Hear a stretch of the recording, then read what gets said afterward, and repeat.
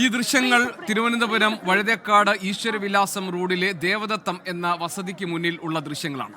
ഈ വീട് ഏതാണെന്ന് പ്രേക്ഷകർക്കറിയാം. അത് കോൺഗ്രസിന്റെ മുതിർന്ന നേതാവും മുൻ പ്രതിപക്ഷ നേതാവും മുൻ ആഭ്യന്തരമന്ത്രിയും ഒക്കെ ആയിരുന്ന രമേശ് ചെന്നിത്തലയുടെ വസതിയാണ്. ഈ വസതിയിലേക്ക് നിയുക്ത മുഖ്യമന്ത്രി വി ഡി സതീശൻ എത്തിക്കഴിഞ്ഞിരിക്കുന്നു. വളരെ രാഷ്ട്രീയ പ്രാധാന്യമുള്ള ഒരു കൂടിക്കാഴ്ച നടക്കുകയാണ്. നമ്മളെല്ലാവരും ഉറ്റുനോക്കുന്നത് ഇരുവർക്കുമിടയിലുണ്ടായ പ്രശ്നങ്ങളിൽ മഞ്ഞുരുകുമോ എന്നുള്ളതാണ്. വി ഡി സതീശൻ നേരത്തെ മാധ്യമങ്ങളെ കണ്ടപ്പോഴും അദ്ദേഹം പറഞ്ഞത്, രമേശ് ചെന്നിത്തലയുമായുള്ള പ്രശ്നങ്ങൾ ചൂണ്ടിക്കാട്ടിയപ്പോൾ അദ്ദേഹം പറഞ്ഞത് സാരമില്ല, ഞാൻ അദ്ദേഹത്തെ കാണാൻ പോകുന്നുണ്ടെന്നാണ്. എന്ത് അനുനയ ഫോർമുലയുമായിട്ടാണ് നിയുക്ത മുഖ്യമന്ത്രി ഇപ്പോൾ നിയുക്ത മുഖ്യമന്ത്രി വി ഡി സതീശൻ ഇപ്പോൾ രമേശ് ചെന്നിത്തലയെ കാണാൻ അദ്ദേഹത്തിന്റെ വസതിയിൽ എത്തിയിരിക്കുന്നത് എന്ന് നമുക്കറിയില്ല. ഏതായാലും ആഭ്യന്തര മന്ത്രിയാകണം എന്നതുൾപ്പെടെ ചില നിർദ്ദേശങ്ങൾ അദ്ദേഹത്തിന് മുന്നോട്ട് വെക്കാനുണ്ട്. ഇതിൽ ഏതൊക്കെ അംഗീകരിക്കപ്പെടും എന്നതും വ്യക്തമല്ല. രമേശ് ചെന്നിത്തല കഴിഞ്ഞ ദിവസത്തെ നിയമസഭാ കക്ഷി യോഗത്തിൽ നിന്ന് വിട്ടുനിന്നിരുന്നു. അദ്ദേഹം വി ഡി സതീശനെ നേതാവായി തിരഞ്ഞെടുക്കുന്നതിലുള്ള തന്റെ പിന്തുണ അദ്ദേഹം രേഖാമൂലം അറിയിച്ചെങ്കിലും ആ യോഗത്തിൽ അദ്ദേഹം പങ്കെടുത്തിരുന്നില്ല. മാത്രമല്ല വഴുതേക്കാട്ട് ഇതേ വസതിയിൽ നിന്ന് ഇന്നലെ ഉച്ചയ്ക്ക് അദ്ദേഹം ഇറങ്ങിയതാണ്. അതിനുശേഷം അദ്ദേഹം അരിപ്പാടും ഗുരുവായൂരിലേക്കും ഒക്കെ പോയി നിയമസഭാ കക്ഷി യോഗം ചേരുകയും കേരളത്തിലൊരു പുതിയ മുഖ്യമന്ത്രിയെ പ്രഖ്യാപിക്കുകയൊക്കെ ചെയ്തപ്പോൾ ആ ആഘോഷങ്ങളുടെ ഭാഗമാകാൻ രമേശ് ചെന്നിത്തല ഉണ്ടായിരുന്നില്ല. കെ സി വേണുഗോപാലും രമേശ് ചെന്നിത്തലയും വി ഡി സതീശനും മൂന്നുപേരും ഒരുപോലെ മുഖ്യമന്ത്രി സ്ഥാനത്തേക്ക് വേണ്ടി തയ്യാറായിരുന്നവരാണ്.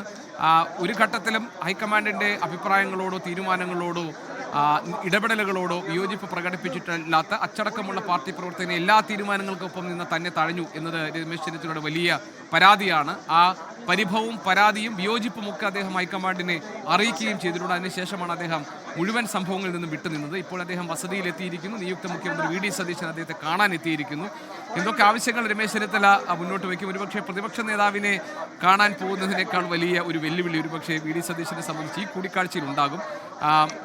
പ്രതിപക്ഷത്തിൻ്റെ പ്രവർത്തനങ്ങൾ തുടങ്ങാൻ പോകുന്നത് സർക്കാരെത്തി ഭരണം തുടങ്ങുന്നതിന് ശേഷമുള്ള നിയമസഭാ സമ്മേളനങ്ങളിലായിരിക്കും. പക്ഷേ ഇവിടെ ഇപ്പോൾ സ്വന്തം പാർട്ടിക്കകത്തുനിന്ന് തന്നെ വിയോജിപ്പിൻ്റെ സ്വരമുയർത്തി അതൃപ്തിയോടുകൂടി മാറി നിൽക്കുന്ന രമേശ് ചെന്നിത്തലയ്ക്ക് എന്ത് വാഗ്ദാനങ്ങൾ നൽകിയാണ് അദ്ദേഹത്തെ അനുനയിപ്പിക്കാൻ കഴിയുക എന്നത് നമ്മളെല്ലാവരും ഉറ്റുനോക്കുന്ന ഒന്നാണ്. അദ്ദേഹത്തിന് ആഭ്യന്തര വകുപ്പ് വേണമെന്ന അദ്ദേഹത്തിൻ്റെ ആവശ്യം അംഗീകരിക്കപ്പെടുമോ? ഒപ്പമുള്ള 2 MLA-മാർക്ക് മന്ത്രി പദവി വേണം എന്ന അദ്ദേഹത്തിൻ്റെ ആവശ്യം പരിഗണിക്കപ്പെടുമോ?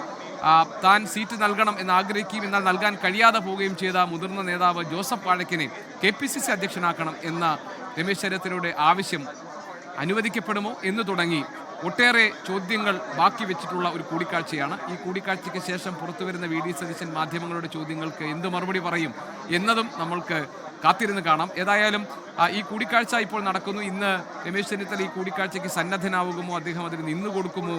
അതല്ല അദ്ദേഹം വീട്ടിൽ നിന്ന് ഒഴിഞ്ഞു മാറി നിൽക്കുമോ എന്നൊക്കെയുള്ള വലിയ സംശയങ്ങൾ നേരത്തെ ഉണ്ടായിരുന്നു. പക്ഷേ ആ സംശയങ്ങളൊക്കെ അടിസ്ഥാനരഹിതമാണ്. കോൺഗ്രസ് പാർട്ടി എടുക്കുന്ന തീരുമാനങ്ങളോട് ഹൈക്കമാൻഡ് എടുക്കുന്ന തീരുമാനത്തോട് ഒരു കോൺഗ്രസ് പ്രവർത്തകനും വിയോജിക്കില്ല എന്ന് നേരത്തെ PJ കുര്യൻ മാധ്യമങ്ങളോട് സംസാരിച്ചപ്പോൾ പറഞ്ഞിരുന്നു. ഏതായാലും കോൺഗ്രസ് പാർട്ടിക്കകത്ത് വിയോജിപ്പുകളോ അഭിപ്രായ ഭിന്നതകളൊക്കെ ഉണ്ടാകുന്നത് സാധാരണമാണ്, സ്വാഭാവികമാണ്, മുൻകാലങ്ങളിൽ ഉണ്ടായിട്ടുള്ളതുമാണ്. അതിൻ്റെ പേരിലുള്ള പിണക്കങ്ങളും നമ്മൾ കണ്ടിട്ടുള്ളതാണ്.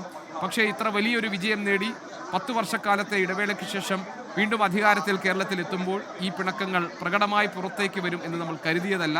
പക്ഷേ മുഖ്യമന്ത്രി സ്ഥാനത്തിന് വേണ്ടിയുള്ള മത്സരം ആ ഒരു പിണക്കവും സൃഷ്ടിച്ചിരിക്കുന്നു. ഏതായാലും KC വേണുഗോപാൽ പക്ഷത്തിൻ്റെ ആവശ്യങ്ങൾ, രമേശ് ചെന്നിത്തലയുടെ ആവശ്യങ്ങൾ, ഇതൊക്കെ എങ്ങനെയാണ് പരിഗണിക്കാൻ പോകുന്നത്? അതെല്ലാം പരിഗണിച്ച ശേഷമുള്ള മന്ത്രിസഭ എന്തായിരിക്കും എന്ന് നമുക്കറിയില്ല. ഞങ്ങളുടെ പ്രതിനിധി മേഘന മുരളിയാണ് രാവിലെ മുതൽ തന്നെ ഇതുമായി ബന്ധപ്പെട്ട വിവരങ്ങൾ നൽകിക്കൊണ്ടിരിക്കുന്നത്. മേഘന ഇപ്പോൾ രമേശ് ചെന്നിത്തലയുടെ വസതിക്ക് മുന്നിൽ നിന്ന് നമ്മളോടൊപ്പം ചേരുന്നുണ്ട്. മേഘന, വളരെ രാഷ്ട്രീയ പ്രാധാന്യമുള്ള കൂടിക്കാഴ്ചയാണിത്. രമേശ് ചെന്നിത്തലയ്ക്ക് ചില പ്രധാനപ്പെട്ട ആവശ്യങ്ങളുണ്ട് നിർബന്ധത്തോടു കൂടി തന്നെ. അതിലൊന്ന് തന്നെ ആഭ്യന്തരമന്ത്രിയാക്കണം എന്നതാണ്. അദ്ദേഹത്തോടൊപ്പമുള്ള 2 MLA-മാർക്ക് മന്ത്രിസ്ഥാനം വേണം. അതോടൊപ്പം ജോസഫ് വാഴക്കനെ KPCC അധ്യക്ഷ സ്ഥാനത്ത് കൊണ്ടുവരികയും വേണം. എന്തെങ്കിലും ഒരു അനുനയ ഫോർമുലയുമായിട്ടാണോ വി ഡി സതീശൻ്റെ ഈ വരവ്? കൂടിക്കാഴ്ച എത്ര നേരം നീണ്ടു നിൽക്കാൻ സാധ്യതയുണ്ട്? എന്തൊക്കെ വിവരങ്ങൾ നൽകാൻ പറ്റും മേഘന ഇപ്പോൾ?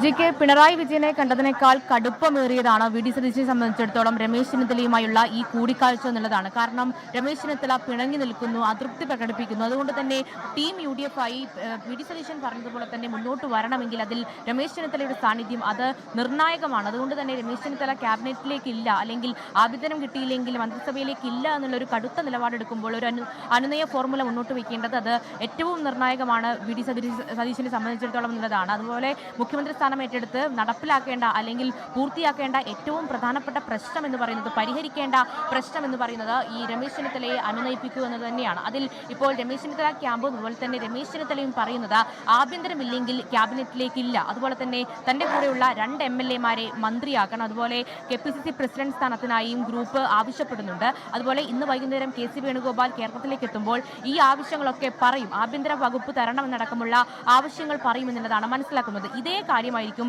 ഈ കൂടിക്കാഴ്ചയിൽ വി ഡി സതീശനുമായി നിയുക്ത മുഖ്യമന്ത്രിയുമായും രമേശ് ചെന്നിത്തല പങ്കുവയ്ക്കാൻ പോകുന്നുണ്ടാവുക. കാരണം ഇത് രമേശ് ചെന്നിത്തലയെ സംബന്ധിച്ചിടത്തോളം തന്റെ സീനിയോറിറ്റി പരിഗണിക്കണം. അതുപോലെ തന്നെ ഹൈക്കമാൻഡിനോട് കഴിഞ്ഞ 11 ദിവസങ്ങളായി തന്നെ മുഖ്യമന്ത്രിയാക്കണമെന്ന് ആവശ്യപ്പെട്ടു. പക്ഷേ അപ്രതീക്ഷിതമായി തിരസ്കരിക്കപ്പെട്ടു. ഈ അവസാന നിമിഷവും മുഖ്യമന്ത്രി പ്രഖ്യാപനം വരുന്നതിന് അവസാന നിമിഷം വരെ തന്നെ മുഖ്യമന്ത്രിയാക്കും, അല്ലെങ്കിൽ തനിക്ക് സാധ്യതയുണ്ട് എന്നുള്ളൊരു പ്രതീക്ഷ രമേശ് ചെന്നിത്തലയ്ക്ക് ഉണ്ടായിരുന്നു എന്നുള്ളതാണ്. പിന്നീട് അപ്രതീക്ഷിതമായി വി ഡി സതീശൻ മുഖ്യമന്ത്രിയാകുന്നു. പിന്നീട് ആഭ്യന്തരമെങ്കിലും വേണം, കാരണം വെറും ഒരു മന്ത്രിയായി വി ഡി സതീശന് കീഴിൽ പ്രവർത്തിക്കാൻ കഴിയില്ല എന്നുള്ള നിലപാടാണ് രമേശ് ചെന്നിത്തലയ്ക്ക് ഉള്ളത് എന്നുള്ളതാണ് മനസ്സിലാക്കാൻ കഴിയുന്നത്. അല്പസമയം മുന്നെയാണ് പിണറായി വിജയനെ കണ്ടതിന് ശേഷം വി ഡി സതീശൻ നിയുക്ത മുഖ്യമന്ത്രി രമേശ് ചെന്നിത്തലയുടെ വഴുതക്കാട് വീട്ടിലേക്ക് എത്തിയത്. അതിനുശേഷം ഇവിടെ രമേശ് ചെന്നിത്തല ക്യാമ്പ് സജീവമായിരുന്നു. രമേശ് ചെന്നിത്തലയെ പിന്തുണയ്ക്കുന്ന പ്രവർത്തകർ കൂടുതലായി എത്തിയിരുന്നു. പക്ഷേ വി ഡി സതീശൻ ഈ വീട്ടിലേക്ക് കയറുമ്പോൾ മുദ്രാവാക്യം വിളികളില്ല, വീട് നിശബ്ദമായിരുന്നു. അതിൽ ഒരു അസംതൃപ്തി രമേശ് ചെന്നിത്തല ക്യാമ്പിനടക്കം ഉണ്ട് എന്നുള്ളത് ഈ വി ഡി സതീശൻ ഈ വീട്ടിലേക്ക് കയറിപ്പോകുമ്പോഴടക്കം പ്രകടമാണ്, വ്യക്തമാണ്. എന്തായാലും അതിൽ ഉന്നയിക്കാൻ പോകുന്ന ആവശ്യം അത് വി ഡി സതീശൻ നേരത്തെ തന്നെ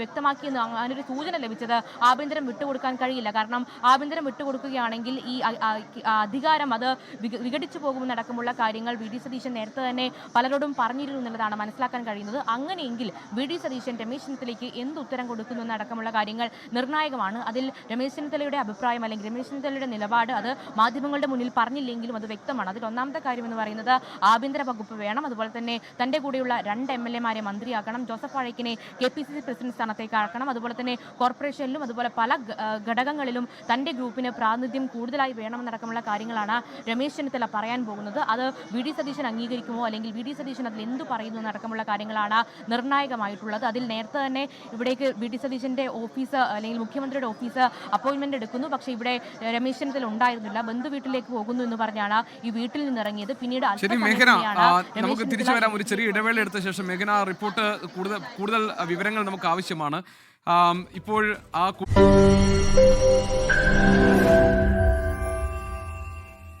ലോകത്തെവിടെയായാലും ഏത് സമയത്തും 24 വാർത്തകളും ഓഗ്മെന്റഡ് റിയാലിറ്റി പാക്കേജുകളും എക്സ്പ്ലെയിനറുകളും വിശദമായി കാണാൻ ഞങ്ങളുടെ YouTube ചാനൽ നിങ്ങൾക്ക് സബ്സ്ക്രൈബ് ചെയ്യാം.